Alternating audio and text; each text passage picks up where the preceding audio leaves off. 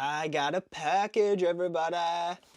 The small HD Cine 7 monitor. It was $1,000 off on B&H. Usually this is $2.5K or $2,500.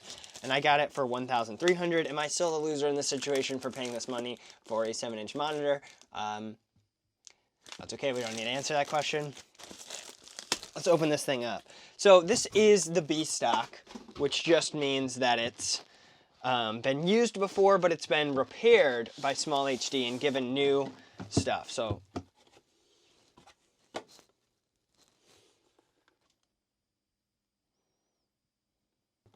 everything is dark so you can't see. Oh my gosh, this thing is huge. Oh my gosh, this thing is so big. So for comparison, let's look at these two. So I used to look at a screen this size, and now I'm gonna have this thing. I'm pretty sure this is 4 times bigger than the current monitor. I think this is like a 3-inch, which would mean it's like 2 times bigger, technically, but a little bit. Now, oh my gosh, where am I gonna mount this thing? Oh my gosh. I mean, you can see here, this thing is just a monster. What monitor to get is the question. And I just shot a film with the cinematographer, Tommy Oldham, an awesome, extremely talented cinematographer. And he pulled out his gear to apply to my Sony FX6, which is what I shoot on. I'm a commercial filmmaker and a narrative filmmaker, mainly narrative director and writer. And for the longest time, I shot everything on the camera I'm actually shooting this vlog on, Canon R6 Mark II. Then I moved to the Sony FX6, that was a big upgrade. And I've been looking at this little screen, which is not that many nits, and nits just means if you can see it in daylight, and it's really small. While I was shooting with Tommy, the first thing I noticed is he got out this giant monitor, a 7-inch monitor. In my head, I was always a 5-inch monitor type of guy. I was like, size doesn't matter that much, right? 5-inch can't be, I don't want a giant 7-inch monitor on my camera that's gonna look dorky and dumb. And then Tommy well, I wasn't thinking that when Tommy was, I was thinking that before the day. Tommy gets this out, puts it on, and I'm looking at this and I'm like, how have I lived without it?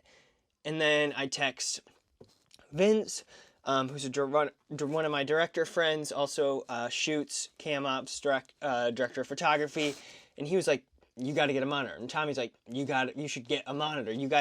If the two people in my life that shoot and that I look up to that shoot are telling me you should get this, I'm like, I think I should.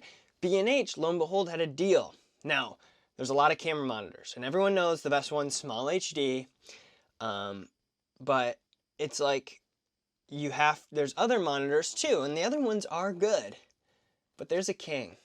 And when you're investing in yourself, you gotta treat yourself like a king a little bit. If it's what you do. If it's a hobby, then please do not buy the best of the best for film gear, because you will literally drain your bank account.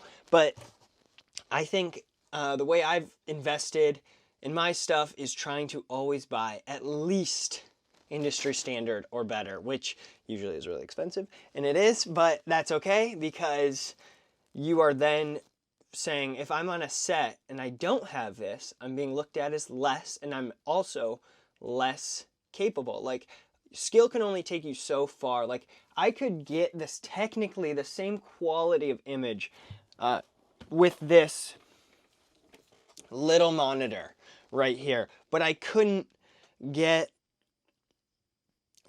see everything as clearly. So I would miss things here and there, like things out of focus, exposure being off.